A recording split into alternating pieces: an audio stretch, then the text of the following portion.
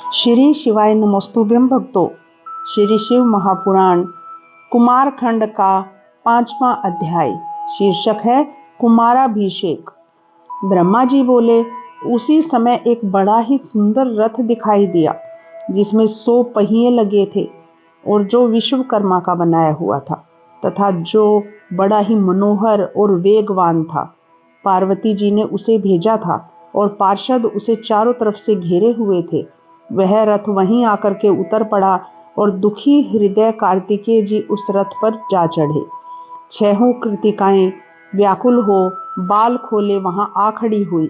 उन्होंने कहा, तुम हमारे पुत्र हो, हमने तुमसे बड़ा प्रेम किया है, अब हम क्या करें और कहाँ जाएं।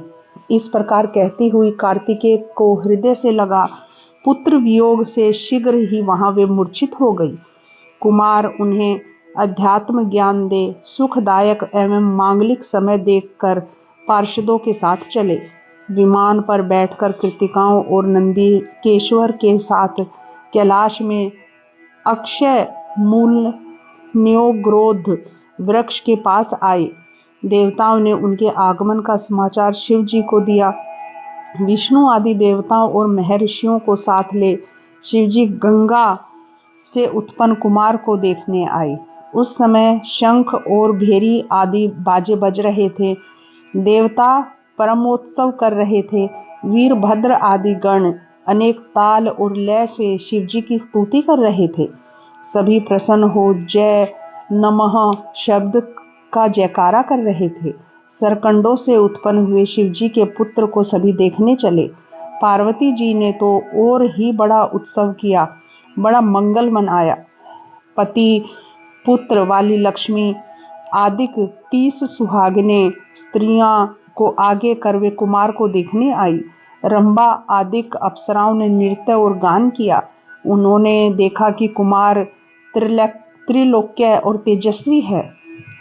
तब प्रभा से दीप्तिमान कुमार को महादेव जी गोदी में बिठाकर परम शोभित हुए। आज वे पुत्र वालों में सर्वश्रेष्ठ हो गए। फिर कुमार अपने गणों के साथ शिव मंदिर आए। शिव जी की आज्ञा से देवताओं ने महोत्सव मनाया। शिवा और शिव की अद्भुत शोभा हुई। देवता और श्रेष्ठ ऋषि उनकी स्तुति करने लगे।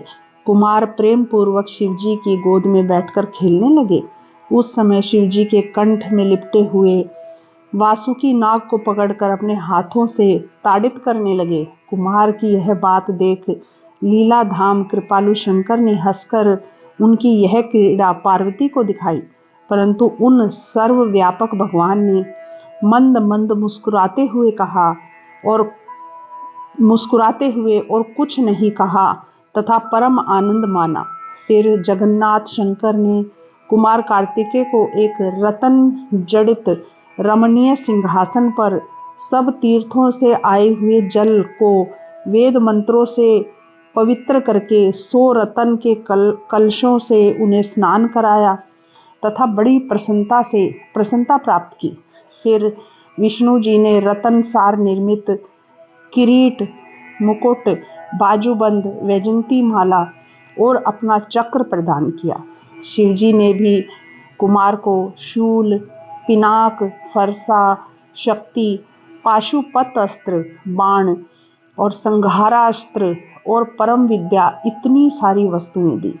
फिर मुझ ब्रह्मा ने योगोपवित वेद माता गायत्री, कमंडलू, ब्रह्मास्त्र तथा शत्रु को मर्दन करने वाली विद्या दी।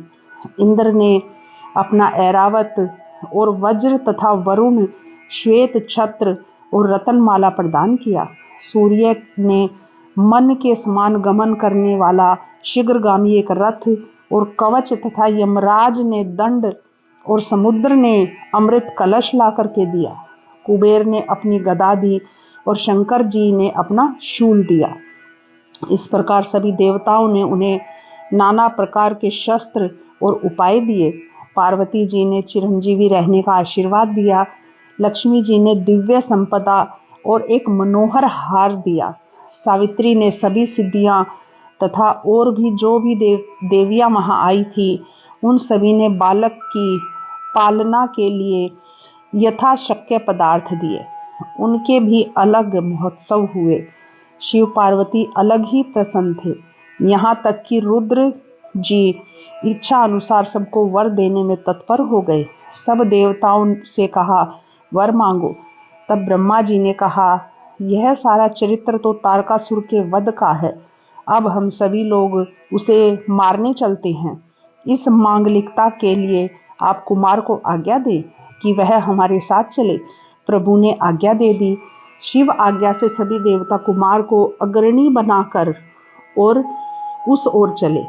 इधर कैलाश के बाहर त्वष्टा ने विष्णु जी की आज्ञा से उस पर्वत के निकट एक बड़ा मनोहर नगर बनवा दिया था। साथ ही कुमार के स्वयं निवास के लिए यह अत्यंत मनोहर बड़ा रमणीय राजमहल भी बनवाकर एक अद्भुत सिंहासन भी वहां रखवा दिया था, जहां वे आकर निवास किए।